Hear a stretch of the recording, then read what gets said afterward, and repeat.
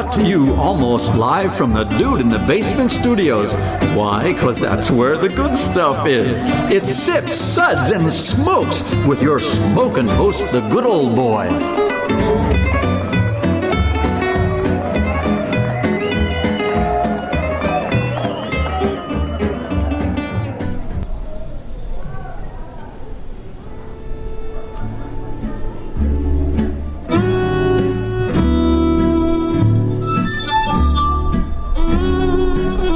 Hey man, got a light?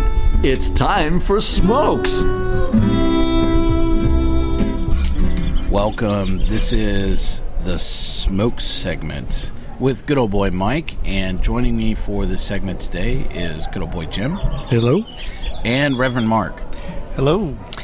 We have picked out 3 cigars and a Scotch to talk about today, and looking forward to chatting about all these. So, first up is going to be Reverend Mark. What do you have?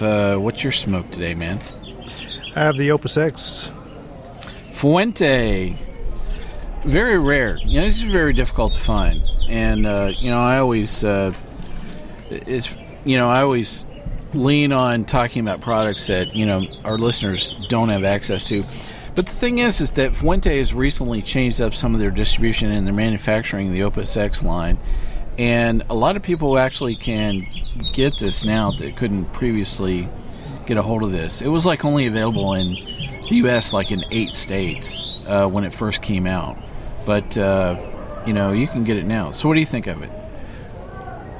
Well, I am not a cigar aficionado, so let me... you know a good smoke when you have one. Actually, I'm enjoying, whatever this means, I'm enjoying this more as I smoke it down. It's becoming a little more complex and spicy. I like it. Well, that definitely epitomizes almost everything you would probably say about Opus X, all by itself. I think this is a Robusto that you're enjoying today.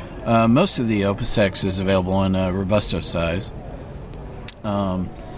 And how would you describe the draw off of it? Well, at first I had to light it a few times, but that may have been due to my own lack of technique. But no, it does have a very efficient draw, I guess. I mean, it seems like I don't have to, it just draws in a good, strong way. I don't know.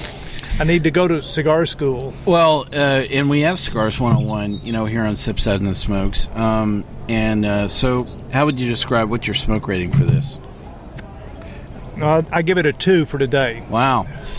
Do you really have to light this 3 times is how you would describe that. And I meant to go through our smokes ratings with our listeners here in advance. So let me go through those really quick. So here on Sips, Suds, and Smokes, our smokes ratings are: number 1, this sucked even before it was lit. Number 2 is, do you really have to light this 3 times? And number 3 is, very nice. Now just go away so I can enjoy this. Which is pretty much what we're aiming for, probably with the perfect smoke, which is just, please just go away. All right, good old boy Jim, what are you enjoying today? Well, I am enjoying a Don Vidal Selecto. Yeah, and so this was a label you have not seen before. I have had to do a little homework. Did a little internet research, and this is apparently a label I will not see again because I found a lot of information about it, including their trademark, which is now gone dark. So it has been Chapter 8'd, whatever that means in trademark lingo. So if anybody went actually looking for a Don Vidal, you will on the internet, the first thing that comes up is a skeezy internet gambling site that you should probably avoid. Oh, wow, that's a first. So as a cigar, for one that's been fairly poorly treated, it smokes really good. It's kind of light, kind of cedary, I would use, and not really it's not like a humidor leftover. It just has a pretty good taste to it, and It burns rather fast. Oh, though. well, that was a storage problem. Yes. Yes. So, but in general, it's not a heavy cigar. It's good. So what's your smokes rating on this then? Well, I would say 2, even though I didn't have to light it. It's actually pretty good. It's a pretty good cigar. So even though you couldn't go back to it, you would probably come back to it? Yeah, and I will tell you again, of course, I'm apparently famous for these weird analogies.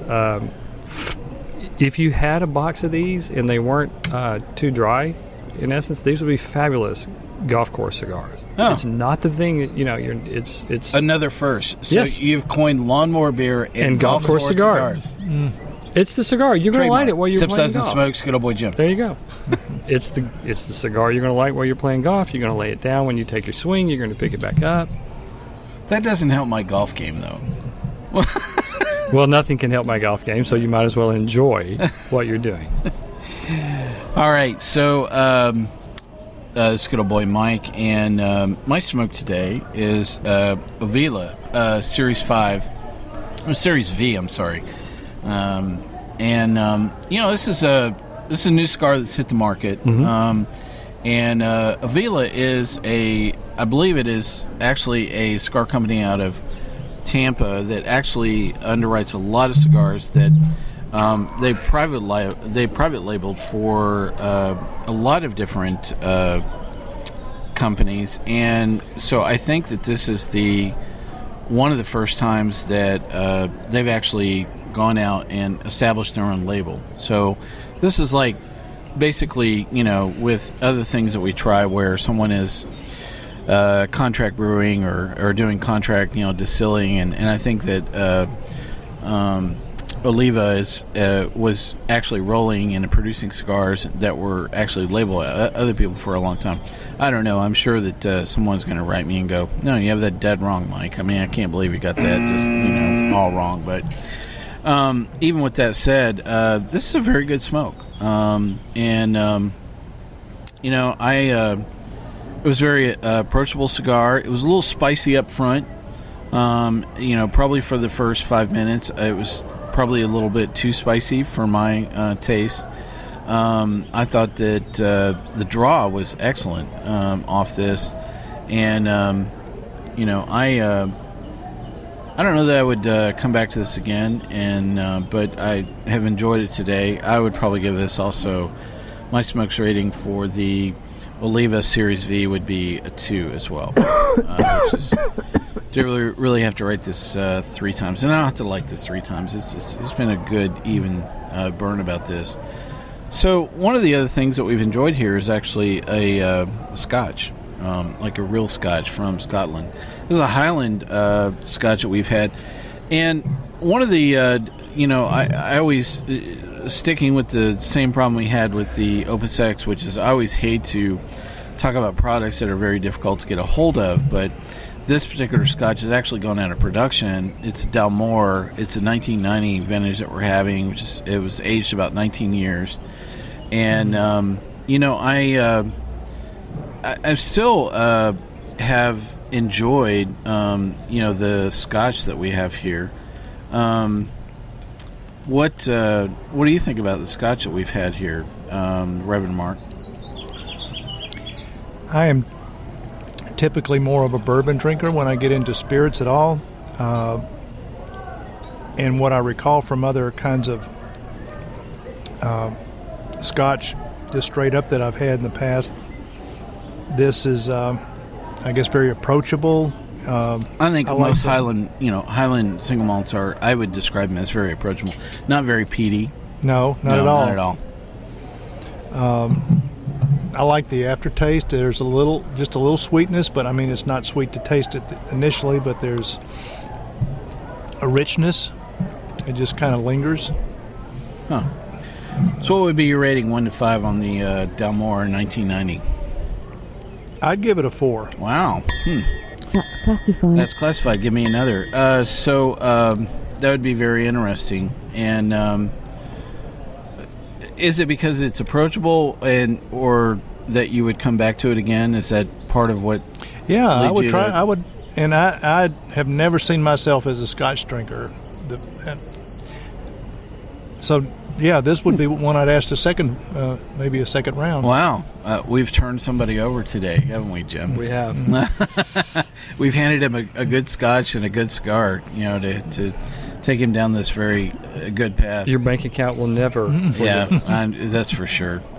So I ran into what I consider the Scotch God, over this week, and had a very good conversation. He owns a liquor store and just is really good at sourcing Scotch here in the U.S. And I guess one of the things that I always find difficult about the Scotch market is finding great products at a affordable price. So, I mean, probably if you went and bought the Dalmore 1990 and you bought it on label, we'll call it on label, I mean, you'd probably be, I didn't look it up, but easily I think you'd probably be swinging, I don't know, $200 or maybe $300 for this particular Scotch we're enjoying today.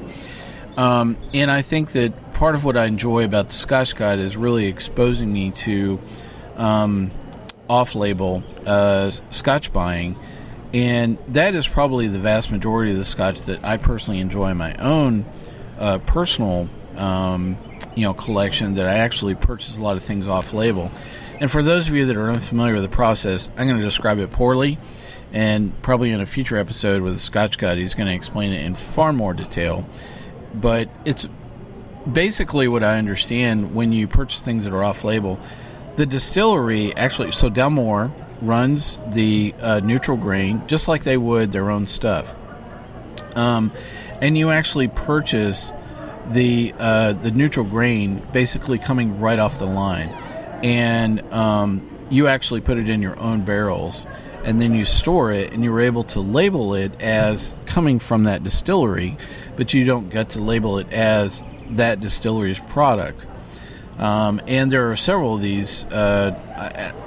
Gray market sounds rather degrading, I think, for what's going on here, even though that might be actually what's going on. But I think it's a great way for people to enjoy a product at a more approachable price. I don't know what I paid for this. I'm guessing, I don't know, maybe $150, $175, for this bottle, as opposed to, $200 or $300, So, great way to enjoy Scotch. If you've not been exposed to that in your particular market, certainly we'll talk about it in the future with the Scotch God on another episode. Good old boy Jim, what did you think of the Dalmore 1990?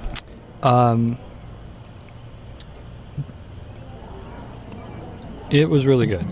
It is really good.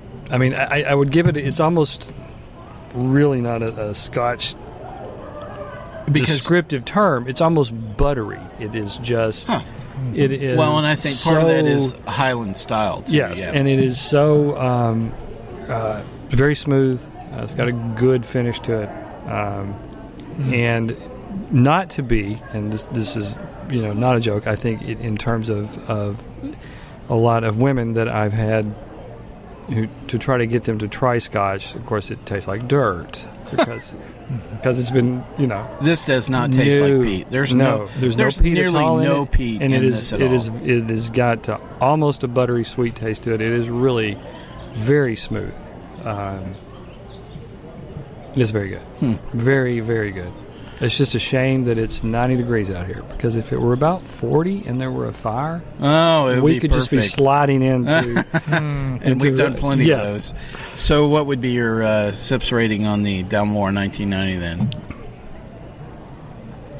I would go 5. And wow. This is just awesome stuff. Well, there you have it with good old boy Jim's rating for Dalmore 1990 vintage.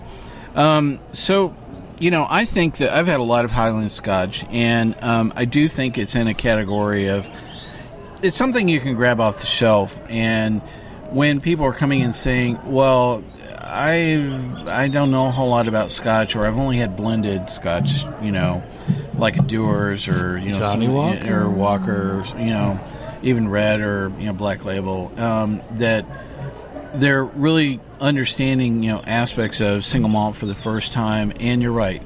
I love how you said earthy, quality. A lot of people tend to think that, oh, this is a Scotch from Scotland. It's going to be peaty, and I'm only going to have 3 sips, and I'm going to say that's the end of that. Right. This isn't that category at all. And I think that embodies what I think of Scotch from Highland, the Highland region, as not being fired with as much peat that you would normally see. And so I really like this. I think it's I would describe it as approachable Scotch. And, my sips rating for this would actually be a 4. That's classified. Not only because I would have one, but I'm going to have another after we're done, which is perfect. Now, it was interesting how we were, as we were setting up to enjoy the Scotch, we liked it different ways. And I don't approach all Scotches the same way. And I'm actually disappointed that I actually did this as a traditional Scotch. Looking back on it now. So, Jim, you like yours. Neat. Yep. And so, do you think that fit the right mark for the way that you would enjoy any Scotch, or just this particular Scotch? I enjoy any Scotch. Well, I know that. I don't like, but yes, I do. And I was going to say along those lines, I really would not put an ice cube in this because I think it would soften it way too much. Yeah. I think that would do that. Now, the interesting thing is, the curious thing to me is Scotches and cigars were each. They should go together. They should, but we're also smoking different kinds of cigars. That's true. Mine is far lighter than the two that y'all are doing. So it's not going to compete. It's going to go right along with this Scotch. It's not. They're not in a competing spirit. Right. And, you would not smoke a Maduro with this because the Maduro would just kill your the mouth Scotch. Would be fighting all the right, time. Yeah. And it would, Yeah, and it's almost like the same way that you would pick wine and cheese, that you wouldn't necessarily have a blue cheese with a Chardonnay. I mean, you just wouldn't do that. And I think the same thing is true with about spirits that you would be enjoying, necessarily with a cigar as well. And in this particular case, looking back at our choice of the Scotch and the cigars, I agree. Knowing what I know about that particular cigar that you have, that probably, you have a neutral wrapper, which is a little bit different than the Opus X and the Oliva that I have, which is a much darker wrapper. It's not a Maduro, but I probably would have picked more peaty, Scotch if I'd gone back, but I like the Scotch so much, I'll just have the Scotch, and I'll worry about picking a good cigar, to go with this. I probably would have enjoyed this much better with a Fuente Chateau, that would have been cedar wrapped, a little bit better than the Oliva here. Reverend Mark, what if you had to think about the pairing, between the two of the Scotch and the cigar? Good combination? Well, I think first of all, and I've learned a lot just listening to this conversation, I would probably not have put an ice cube in here to sort of stand up with this a little bit better. Yep. And that's my standard way of enjoying Scotch, would be with one ice cube. And I think that would probably be the way that I would say for a Highland single malt, I probably would not have done that again. And I'll go back and enjoy it neat, just like, good old boy Jim here. So, well, there you have it. Wonderful day, a wonderful smoke, a wonderful Scotch, and it was great sharing our thoughts with all our listeners on both these, all these great products. So, hope you'll join us again for another smoke segment anytime here on Sips, Suds, and Smokes. For now, I'm going to ask you to say goodbye with my co-hosts. See you next time. That's good old boy Jim, and good day to you all. Reverend Mark, this is good old boy Mike. I'm going to ask you to keep on sipping and have a good smoke on me. Bye now.